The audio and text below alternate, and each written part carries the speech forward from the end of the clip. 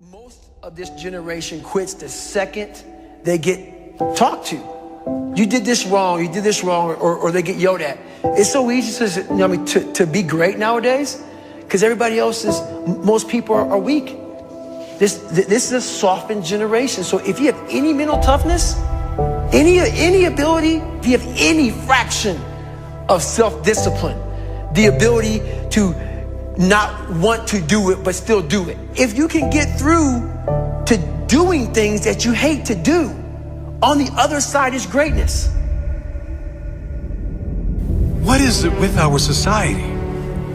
We are creating weak individuals that can't handle anything going wrong in their life. As soon as something goes wrong, they are given a prescription, not to fix the problem, to mask the problem. How about giving strategies to strengthen the mind? How about saying, okay, you've allowed your life to get to this point. Now take responsibility and dive deep into personal development. Learn why you feel this way, not because of the event. The scientific facts about why you feel the way you do and what you can do to strengthen it. The moment they are criticized, rather than take any of it on board, rather than prove any of those people wrong, they give up. They attempt to defend the criticism with useless talk, but never with definitive action. The moment they are challenged, they crumble. The moment things get hard, they declare defeat. It must not be for me. It was their fault. If they didn't do this or treat me like this or say this, then I would have made it. No, you're just soft. You're weak. Tell yourself the truth. Because until you do that, until you look in the mirror and acknowledge that you are the problem, you'll never be able to grow into the person that is capable of achieving all those things you want. You are the problem, the only problem. Your mindset is the problem. Your attitude is the problem. It is no one else's fault, it's yours. If you want the good news, you are also the solution. You and only you. If you have character, that statement will change your life. If you have no character, you'll remain an average complaining hater like most other people. You are your only problem, and you are the only solution. Sure, big things happen, tragic loss, things which no one would deserve. I'm not talking about those things. I'm talking about the people who are one job loss away from a breakdown.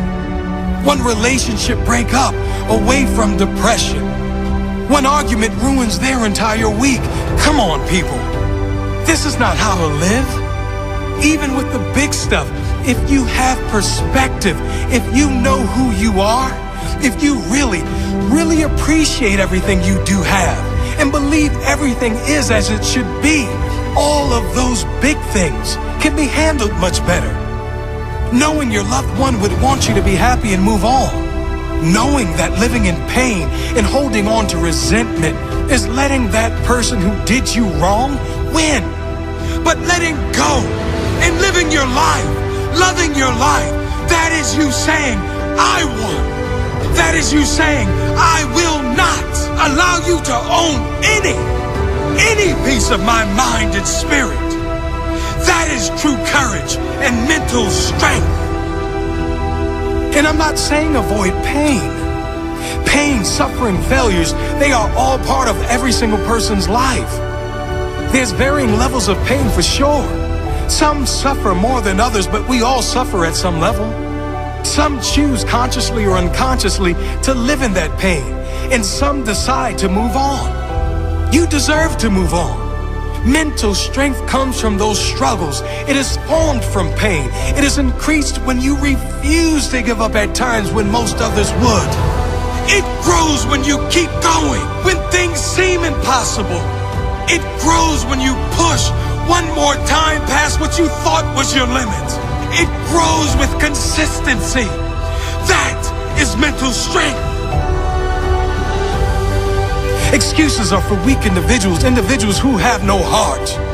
Take responsibility for where you are now and commit to do something, anything, whatever it takes to make sure your future is better. You do have the choice. You can make excuses and stay where you are, Or you can take responsibility, take action, and get where you need to go, where you deserve to go. What do you choose?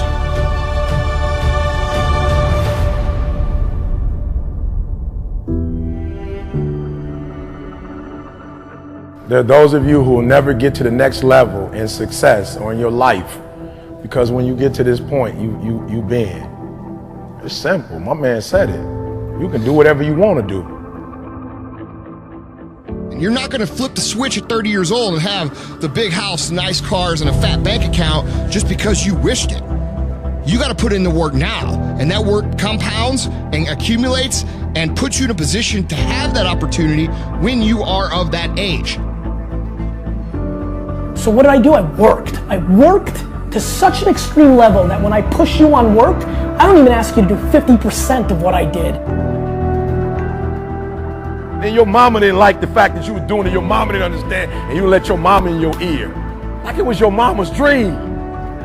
You let your daddy talk you out of it. That was yours. That was something the Creator gave to you. That belonged to you. My mother never understood, but she working for me now.